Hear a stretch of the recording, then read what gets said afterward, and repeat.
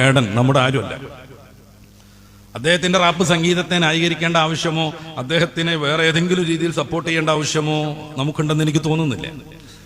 പ്രത്യേകിച്ച് വലിയൊരു തലമുറയെ അദ്ദേഹം സ്വാധീനിച്ചുകൊണ്ടിരിക്കുന്നു. വലിയൊരു തലമുറയെ.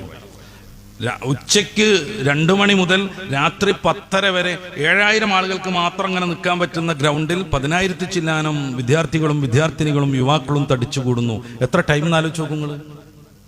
പൊരി വെയിലത്ത് അവർക്ക് അവരുടെ ശാരീരികമായ ആവശ്യങ്ങളൊക്കെ നിർവഹിക്കണ്ടേ, മൂത്രമൊഴിക്കണ്ടേ, മറ്റു കാര്യങ്ങളൊക്കെ ചെയ്യണ്ടേ. പക്ഷെ അതിനൊന്നും ഒരു സംവിധാനമില്ല.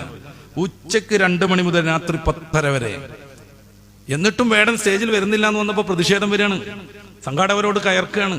ഞങ്ങൾ വീട്ടിൽ പോലും പറയാതെ ഇങ്ങോട്ട് വന്നത് വേടനെ കാണാനാണ്, വേടനെ കൊണ്ടുവരീന്ന് പറയാണ്. വേടനെ കാണാനാണ്, കൊണ്ടുവരീന്ന് പറയാണ്. വേടനില്ലെങ്കിൽ ഇനി പരിപാടി നടത്തണ്ടെന്ന് പറഞ്ഞ് പ്രശ്നം ഉണ്ടാക്കുകയാണ്. 10,000-ലധികം യുവത്വം.